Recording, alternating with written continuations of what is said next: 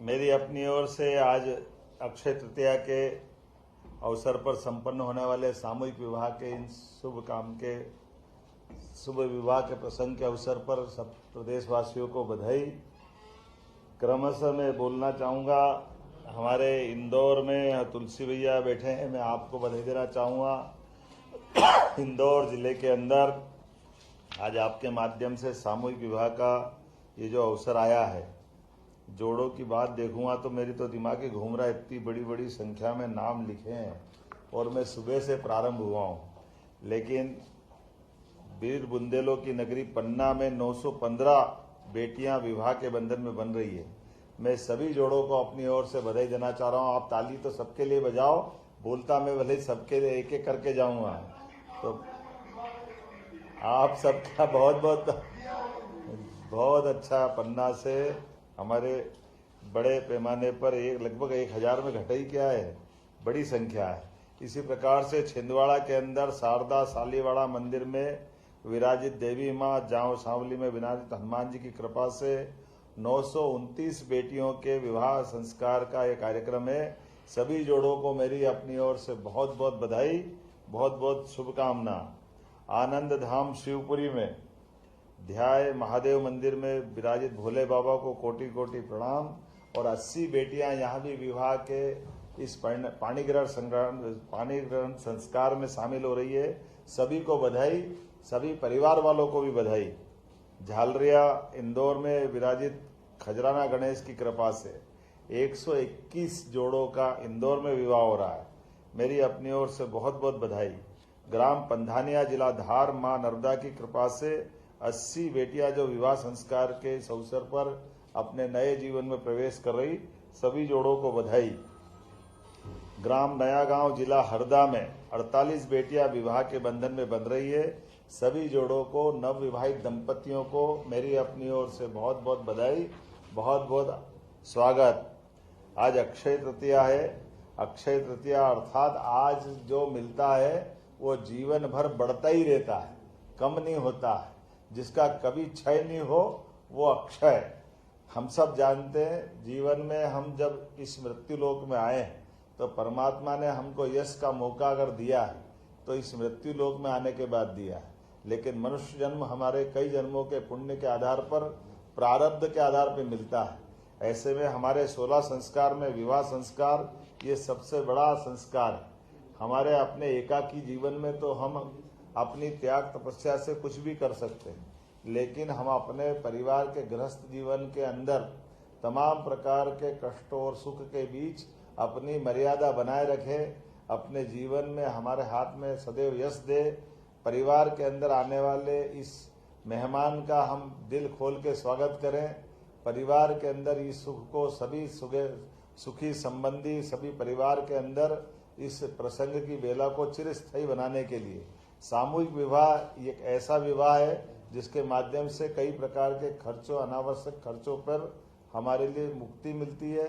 और एक साथ एक बार में इतने लोग बैठकर आनंद ले, इससे बढ़कर क्या बात होगी। सनातन संस्कृति में हमारे यहाँ पे ये सबसे बड़ा प्रसंग माना गया है और दुनिया इस बात को तरसती है कि एक विवाह में जिनसे विवाह का प्रसंग का ये अवसर आता है और 7 जन्मों की कल्पना करना या कामना करना, ये दुनिया में अनोखा देश भारत ही है जो ये कामना करता है कि हमारा जिससे विवाह हो वो 7 जन्मों के लिए। इसलिए 7 फेरों में प्रत्येक फेरे से हमारे अलग अलग प्रकार के सुख की कामना हमारे इस विवाह प्रसंग के अवसर पर योग्य पंडित जी द्वारा कराई जाती है। मैं उम्मीद कर रहा हूँ जब आपके इस विवाह प्रसंग के बाद के अवसर की बात करता हूँ तो आने वाला समय आपके लिए, सबके लिए फलदायी हो, सुखदायी हो। आप सबके जीवन के मंगल के लिए, महिला, गरीब, युवा, किसान सबके जीवन की बेहतरी के लिए सरकार समान रूप से बहुत सारे योजनाओं के लिए आगे बढ़ रही है। ऐसे में हम सब भी इन योजनाओं का लाभ लें। परिवार के अंदर भी इन सारी योजनाओं की छतरी में हमारे लिए अलग अलग प्रकार के जीवन की बेहतरी के मार्ग पकड़े। एक बार फिर मैं अपनी ओर से शुभकामना दे रहा हूँ। मेरी तो इच्छा थी हर विवाह में मैं पहुंचूं, लेकिन अक्षय तृतीया पे एक साथ पूरे प्रदेश में विवाह हो रहा है। ये तुलसी भैया भी बहुत पीछे पड़े थे तो हमने कहा तुलसी भैया नाम ही आपका इतना अच्छा है कि तुलसी भोग लगा तो सब परमात्मा अपने आप ग्रहण कर लेता है। मैं मान के चलता हूँ सभी माननीय विधायकगण, सांसद, विधायक, मंत्री हर जगह अपने अपनी कॉन्स्टिट्यूंसी में लगे हुए हैं।